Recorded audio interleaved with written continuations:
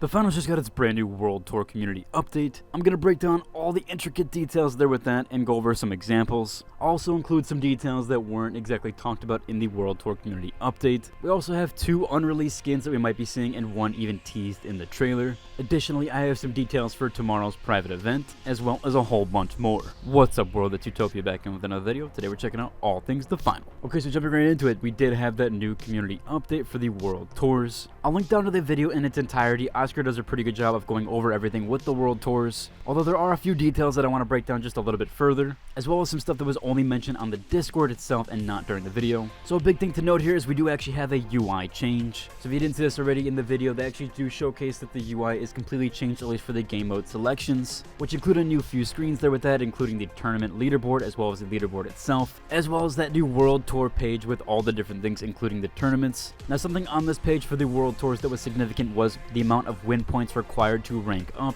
Now, you might have not caught it, but during one of the frames, or only a frame split second, there was actually a different image showcased during this. So originally what Season 3 0 rank or the non-rank looks like to S3 of the bronze rank, it actually showcases that you need 25 win points. However, there's another image or imagery shown off during this as well, which also showcases the same rank up, which says it only requires 5 win points. So I'm wondering if that's actually going to be changed for release, if there was some back and forth discussion on that. And if you do head to 1 minute and 36 seconds into the World Tour community update video, and you go frame by frame using the arrow keys or the arrow and period key, you will see that there's actually a split second frame there, and it shows that 5 win points required to rank up, which is actually a little bit contradictory as it's different than the original imagery they showed off in the beginning of the trailer. Again, the screens seem to be nearly identical with nothing changed aside from the World Tour date, which might be the significance there, as it says the next tour stop is in 20 days on the 136 image, which on the first imagery it says next tour stop in 16 days. So this might have been a decision that was later changed and further increased at a later date. There's also one other change there that might be of significance, is the play tournament button is a bit bigger on the second imagery, whereas in the original showcase they do have something called the finals that is locked. So again, that one does seem to be newer updated, so more than likely it will be 25 win points in order to just increase for the first tier.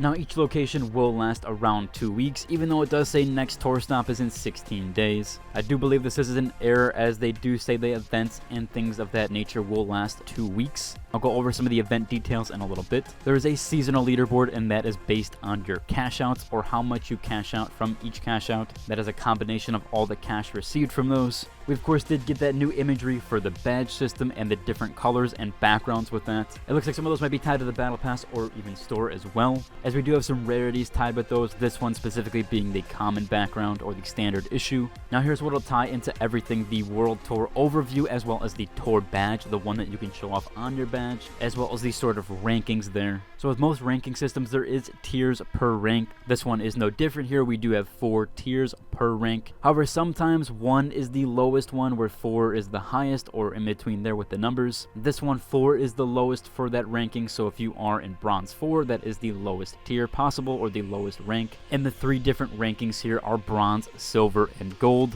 which will earn you 50 multi-bucks, 100, and 150 respectively. It does say earn multi-bucks for your progress. Again, we're not sure if this is by completing bronze 4 to bronze 3, or just completing the bronze section to the silver. I would assume that it's actually per tier inside of those rankings, so bronze 4 to bronze 3 will earn you 50 multi-bucks, and increasing every time will get you that 50, and then silver 100 and gold 150. Another notion with that here is that you cannot lose win points once earned. So there is no demoting or down ranking in this. It's a little bit more of a casual ranking system there, where it's mostly just about progressing your character or progressing your badge. So this will come down to mostly playtime. However, if you are better or do better, you will earn these faster. They also do have on here that if you complete specific tour stop contracts, you will receive extra rewards. I'm sure there's going to be some cosmetics tied to that. Also, in the overview section here, the World Tour events will occur every 2 weeks. So we do have that confirmation here, where that screen where it says 16 days will more than likely be 14 days and a countdown from there.